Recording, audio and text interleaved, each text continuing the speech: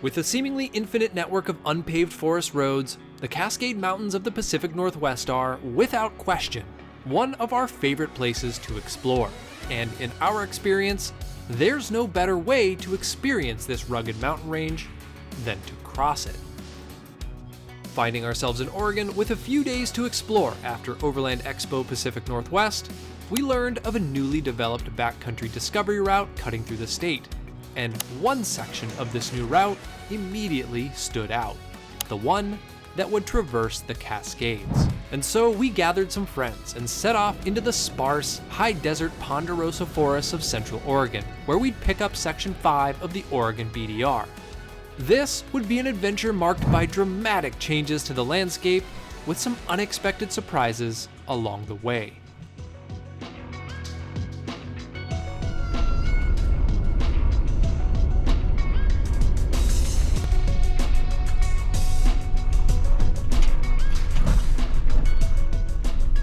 We are just outside of the town of Sisters, and we just pulled off of pavement.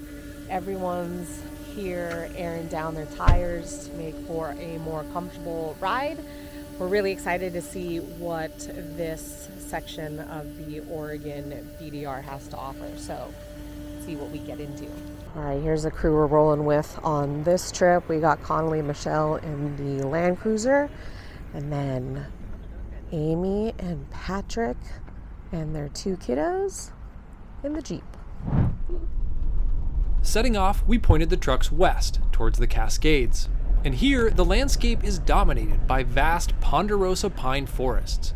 These trees, with their thick orange bark and long needles, have adapted themselves to the drier conditions found along the eastern slope. The relatively sparse underbrush in these forests meant good visibility, and would be in stark contrast to what we would encounter later in the day.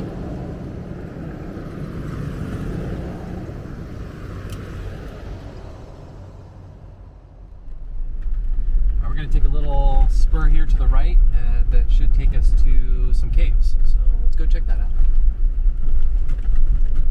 I found a spot on the map.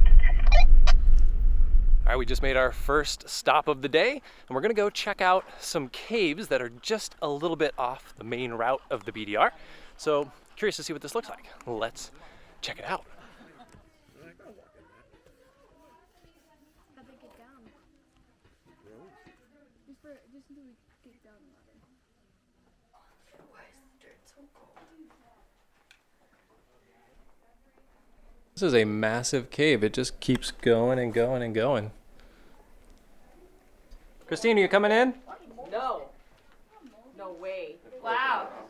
Everyone else is much braver than I am. They're going further into the cave, but you all know I'm afraid of the dark, so this is as far as I go. Thankfully, Conley reminded us to bring a light source, so Jeff's got a flashlight.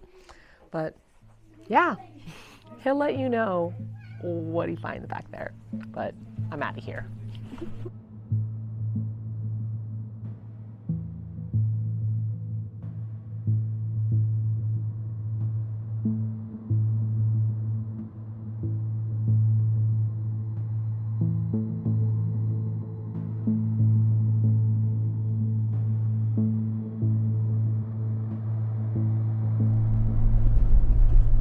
Continuing west after exploring the caves, the landscape began to change. The trail began to climb, and the views became something spectacular.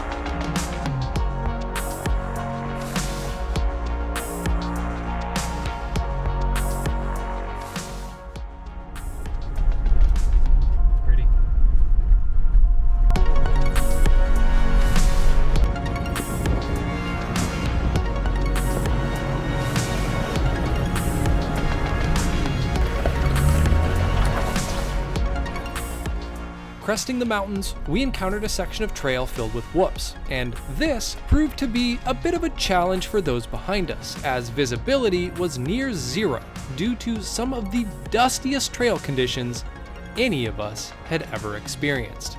It's times like these where it definitely pays to be the lead vehicle in a convoy.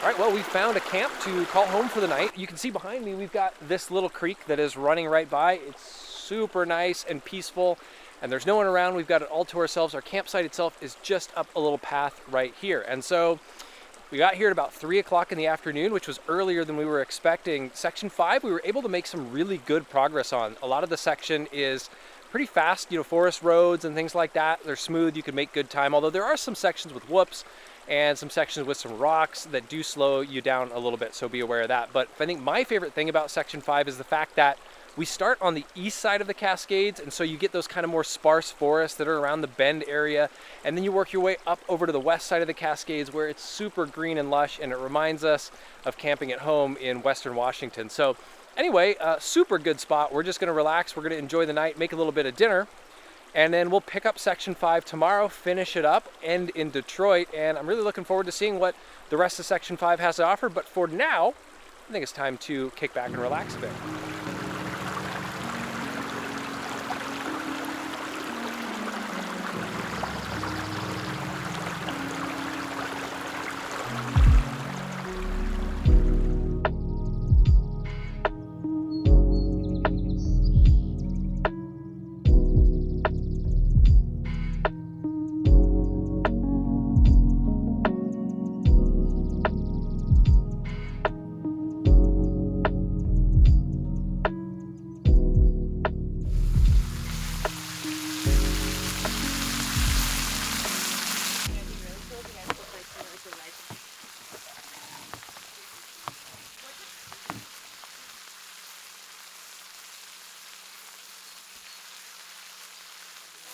You know who's going to be excited for steak? The people that effed up. Yeah. So with my cousin, it kind of helps us out.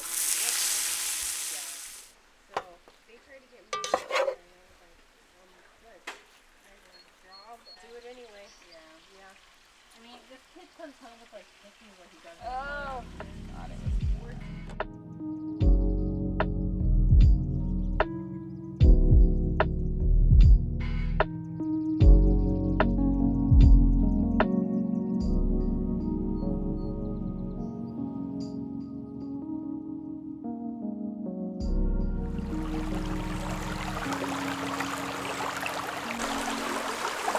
Good morning. I'm just enjoying a little bit of coffee here down by this beautiful creek next to our campsite, and really just enjoying taking it slow this morning and taking in the sights and the sounds of the forest. This creek is so peaceful, and the birds are out this morning, and just the sounds of the forest are something that never gets old. But everyone is just starting to break down camp a little bit, and so we're going to tear down and get back out on Section 5 of the BDR and see what the rest of it has to offer, which I'm really excited about. And then we should wrap it up here this morning, and then we'll be working our way home. But stay tuned, and we'll show you what the rest of Section 5 has going for it as we head north towards Detroit. After breaking down camp and saying our goodbyes, it was time to get back on the road. While the rest of our group headed east, retracing yesterday's route back to the highway, Christine and I would continue west, eager to follow Section 5 all the way to its end. And it began to seem as though for every mile further west we went, the forest became measurably more dense and more lush.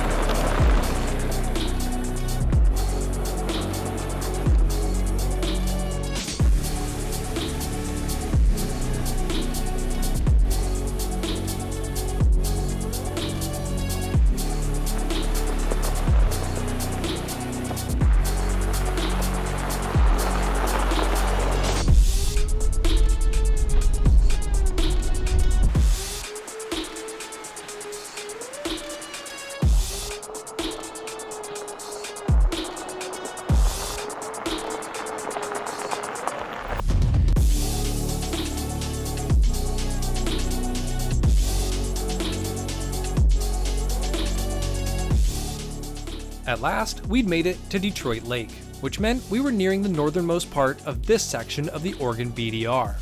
The turquoise blue water contrasting against the lush green forest made for a stunningly beautiful scene.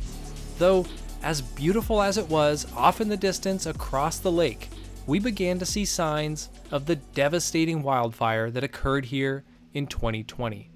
It was a fire that burned more than 1 million acres, claimed the lives of 9 people, and destroyed a staggering 80% of the homes and businesses in the small town of Detroit. And while these fires may have been ignited by lightning strikes, for those of us who like to get out and enjoy our national forest lands, this fire serves as a reminder of the extreme importance of practicing good fire safety while out in the wilderness, along with the devastating consequences that can occur if we do not.